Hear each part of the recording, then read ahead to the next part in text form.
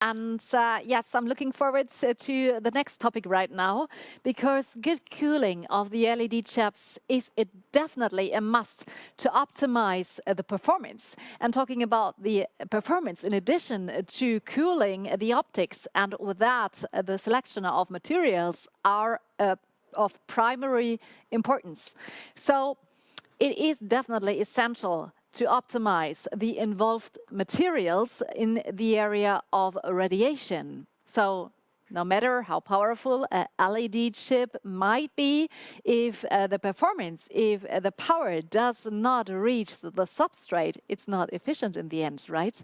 So the question is, how efficient is cooling, which is built up in high performance systems? And here comes the answer from Thilo Kisten. Thank you very much, Maxi. I would like to invite you to have a closer look to LED systems. We talk about LED here on an example of our LUV 3. The LUV 3 is a module or a system what was designed specially for wider distances. With this modular design, we are able to scale very flexible in length. We have the possibility to use different optics, and there's also the option to have different wavelengths underneath the optics, depends on customer requirements. What did we pay special attention in such a system? One is optics, and the other one is the heat management. Why do we have, or when do we need optics?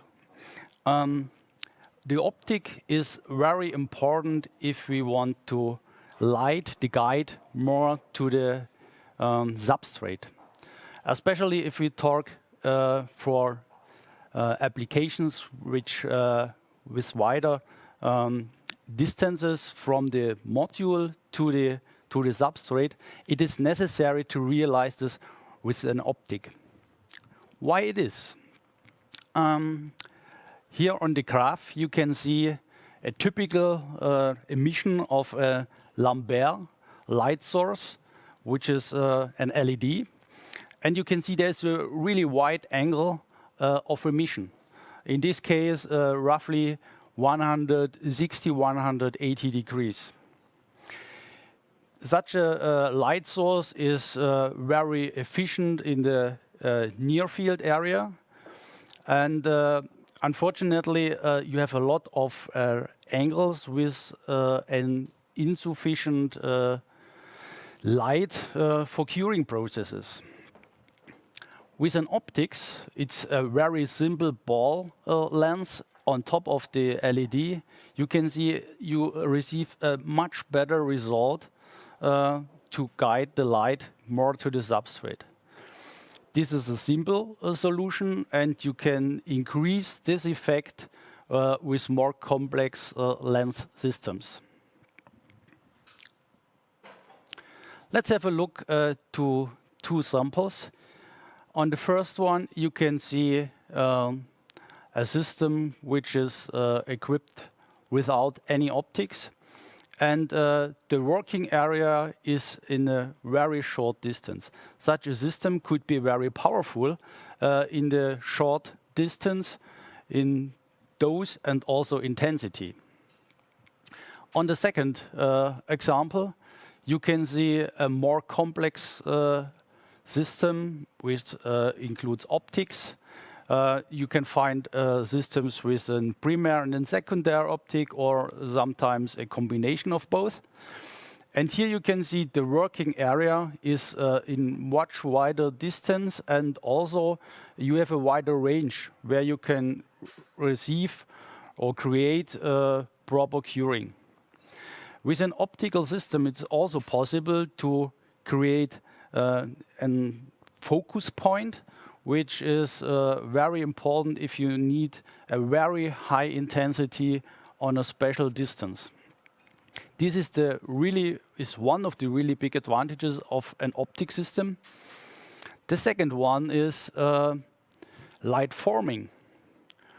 With optics, it's very easy to create different shapes or sizes or forms.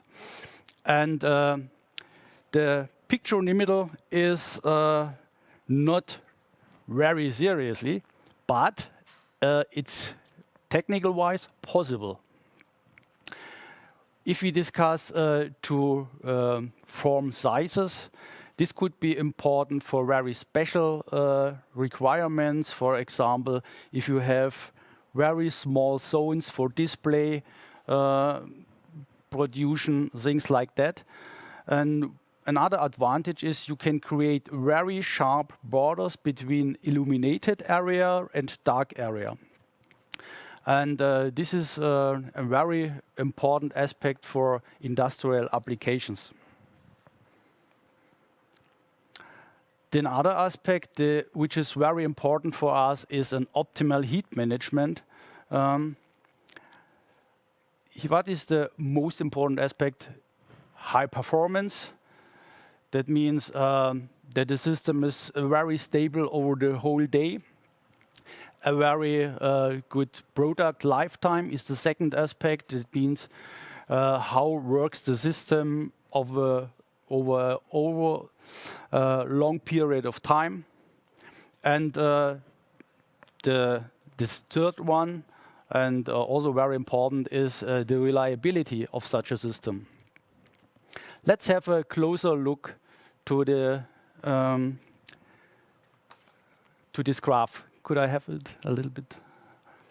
Let's explain this graph.